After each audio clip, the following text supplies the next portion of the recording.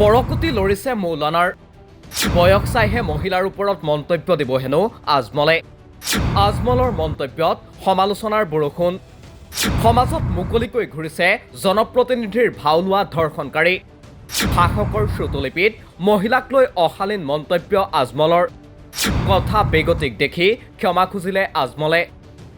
প্ৰতিবেদনৰ আৰম্ভণিতে শুনক দেওবাৰে সাংবাদিকৰ সন্মুখত AIUDF প্ৰধান বদৰুদ্দিন আজমলৰ গীতাশ্ৰী তামুলীক উদ্দেশ্যি দিয়া মন্তব্যটো।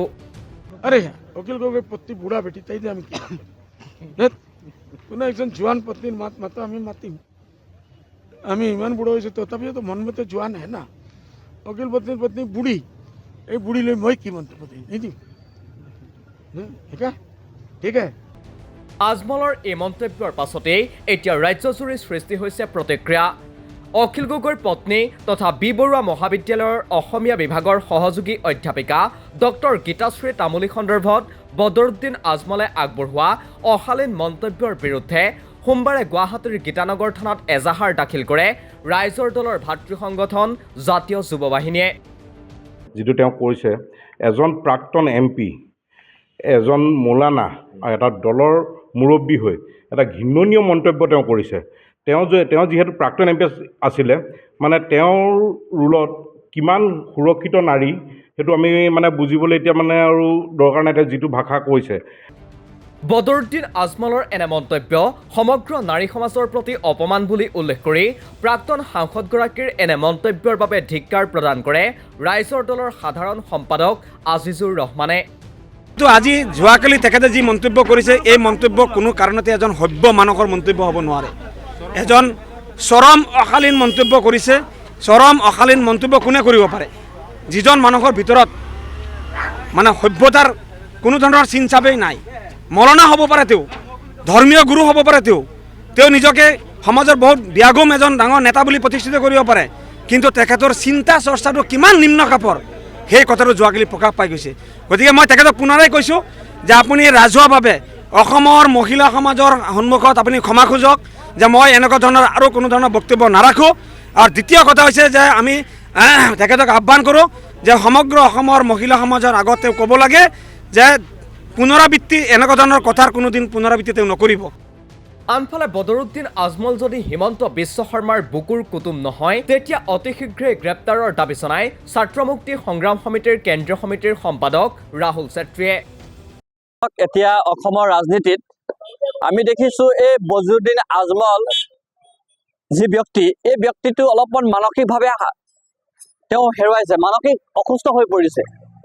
আৰু এটা কথা আমি খুব আচৰিত পাইছোঁ যে এইগৰাকী ব্যক্তিয়ে বাৰম্বাৰ অসমীয়া জাতীয় জীৱনৰ বা অসমীয়া সমাজৰ নাৰী সমাজৰ বাৰম্বাৰ কিয় অপমানিত কৰি আহি আছে।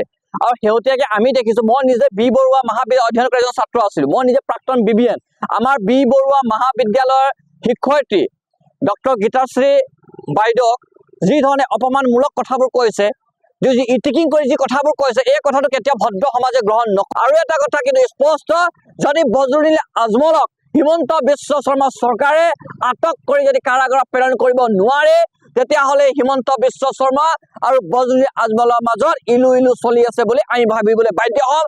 আৰু বদৰুদ্দিন আজমল হিমন্ত বিশ্ব শৰ্মাৰ বুকুৰ কুটুম হয় বুলি আমি ভাবিবলৈ বাধ্য।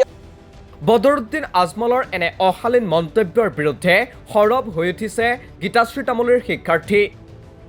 বি বৰুৱা মহাবিদ্যালয়ৰ ছাত্ৰ একতা সভাৰ প্ৰাক্তন সাধাৰণ সম্পাদক মানস প্ৰতিম দাসে গ্ৰেপ্তাৰৰ দাবী জনালে বদৰুদ্দিন আজমলৰ। প্ৰধান বদৰুদ্দিন আজমলে যে বিতৰ্কিত মন্তব্য প্ৰদান কৰিছে, এয়া কেৱল বিতৰ্কিত মন্তব্যই নহয়, সমগ্ৰ নাৰী জাতিক অপমান কৰা মন্তব্য। এই মন্তব্য আচলতে আমি জনপ্ৰতিনিধিৰ পৰা আমি আশা কৰা নাছিলোঁ। দ্বিতীয়টো কথা হ'ল, তেখেতে কাৰ আশীৰ্বাদ পুষ্ট হৈ পেলাই এনেকুৱা ধৰণৰ নিকৃষ্ট মানসিকতাৰ ব্যক্তিয়ে দিব পাৰে মন্তব্য প্ৰদান কৰিব পাৰে, লক্ষণীয় হ'ব। আমাৰ দাবী বা বি বৰুৱা কলেজৰ ছাত্ৰ সমাজৰ দাবী, বদৰুদ্দিন আজমলক অতি শীঘ্ৰে এৰেষ্ট কৰিব লাগে।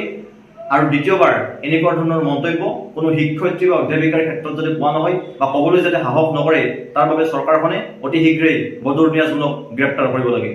সমগ্ৰ বিষয় সন্দৰ্ভত প্ৰতিক্ৰিয়া প্ৰকাশ কৰি ৰাইজৰ দলৰ কেন্দ্ৰীয় সাংগঠনিক সম্পাদিকা মমী ৰায়চৌধুৰীৰ মন্তব্য, নাৰী সবলীকৰণৰ কথা কোৱা চৰকাৰৰ দিনত জনপ্ৰতিনিধিৰ ভাও ধৰি মুকলিকৈ ঘূৰিছে ধৰ্ষণকাৰী।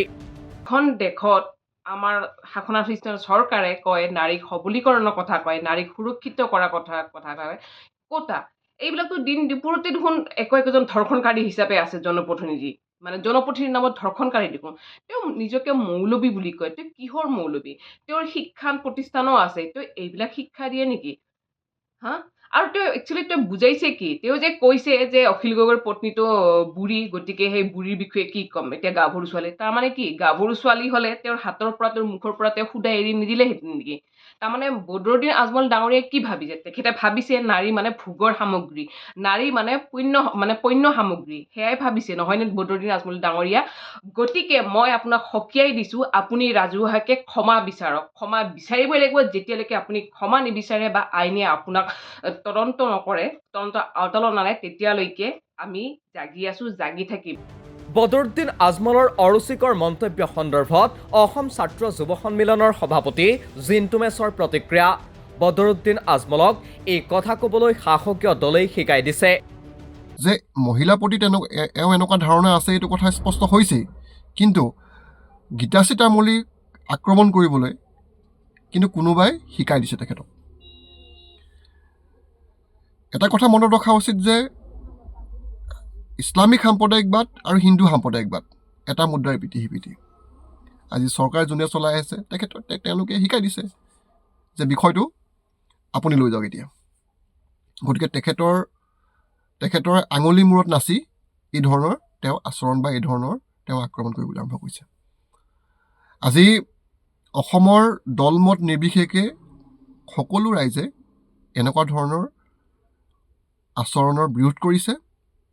আৰু আজমল ডাঙৰীয়াই যদি নিজকে অসমীয়া সমাজৰ এটা অংশ বুলি ভাবে আৰু ন্যূনতম শিষ্টাচাৰকণ যদি তেওঁ জীয়াই আছে, তেতিয়াহ'লে অতি শীঘ্ৰে গীতাশ্ৰী তামুলী বাইদেউৰ সন্মুখত আৰু অসমীয়া মহিলাৰ সমাজৰ আগত তেওঁ ক্ষমা খোজাটো উচিত। কৃষক মুক্তি সংগ্ৰাম সমিতিৰ মুখ্য সাংগঠনিক সম্পাদক আকাশ দলেৰ দাবী, বদৰুদ্দিন আজমল পাগল হ'ল। পাগল নহ'লে ডক্টৰ গীতাশ্ৰী তামুলী সন্দৰ্ভত ইমান অশালীন মন্তব্য নকৰিলেহেঁতেন। মানে এটা কথা ক'বলৈ গ'লে আপোনালোকে নিশ্চয় বদৰুদ্দিন আজমলৰ প্ৰতিক্ৰিয়া দেখিছে। গীতাশ্ৰী তামুলী সম্পৰ্কত যিবিলাক কথা কৈছে, যিটো অশালীন মন্তব্য আগবঢ়াইছে, সেই কথাটোৰ পৰা এটা প্ৰমাণ হ'ল যে বদৰুদ্দিন আজমল পাগল হৈছে। তেওঁ পাগল নহ'লে এনেকুৱা অশালীন মন্তব্য কেতিয়াও কৰিব নোৱাৰে। এগৰাকী 70 বছৰীয়া আপোনাৰ মানুহ, এটা ৰাজনৈতিক দলৰ প্ৰধান, সেই মানুহজন যদি পাগল নহয়, তেতিয়াহ'লে কোনো কাৰণতে ডক্টৰ গীতাশ্ৰী তামুলী সম্পৰ্কত অশালীন মন্তব্য কেতিয়াও আগবঢ়াব নোৱাৰে। গতিকে বদৰুদ্দিন আজমলক অতি শীঘ্ৰে পগলা পাঠেকত লৈ যাব লাগে। শ্বিলঙত নে তেজপুৰত ক'ত আছে নাজানো, যে পগলা পাঠেকত অতি শীঘ্ৰে চৰকাৰে বদৰুদ্দিন আজমলক চিকিৎসাৰ কাৰণে ব্যৱস্থাপনা কৰি পঠিয়াব লাগে। সেই মানুহজন সুস্থ মানসিকতাৰ মানুহ নহয়, আপোনালোকে নিশ্চয় দেখিছে। ইফালে বদৰুদ্দিন আজমলে গীতাশ্ৰী তামুলী সন্দৰ্ভত যে বিৰূপ মন্তব্য আগবঢ়াইছে, সেই কথা প্ৰকাৰন্তে স্বীকাৰ কৰিছে তেওঁৰ দলৰেই সতীৰ্থই AIDFৰ বিধায়ক ৰফিকুল ইছলামৰ মন্তব্য। তেওঁ এনেদৰে ক'ব নালাগিছিল। এনেইতো কি প্ৰসংগত তেখেতে কৈ দিলে মই গম পোৱা নাই। এনেইতো নাৰীৰ প্ৰতি তেখেতৰ যথেষ্ট শ্ৰদ্ধা। তেখেতৰ মাতৃৰ নামত কলেজ চলাই আছে, মৰিয়ম আজমল ওমেন কলেজ চলি আছে, আৰু নাৰী শিক্ষাৰ কথাও সদায় কয়। নাৰীৰ প্ৰতি যিটো শ্ৰদ্ধা মৰম, এই গোটেইখিনি আছে তেখেতৰ। এতিয়া কি প্ৰসংগত বা কৈ দিলে ক'ব নালাগিছিল, এইটো এটা হৈ গ'ল কিজানি। এতিয়া মেটাৰ যেতিয়া ছাবজিডিউজ হৈছে, মই আৰু ইয়াতকৈ বেছি ক'ব নিবিচাৰোঁ। ইতিমধ্যে বদৰুদ্দিন আজমলৰ বিৰুদ্ধে বিভিন্ন থানাত ৰুজু কৰা হৈছে গোচৰ। বদৰুদ্দিন আজমলক এই মন্তব্যৰ বাবে ক্ষমা খোজাৰো দাবী বিভিন্ন দল সংগঠনৰ। ইতিমধ্যে ৰাজ্যজুৰি প্ৰতিক্ৰিয়াৰ পাছত সামাজিক মাধ্যমযোগে ক্ষমা খুজিলে বদৰুদ্দিন আজমলে।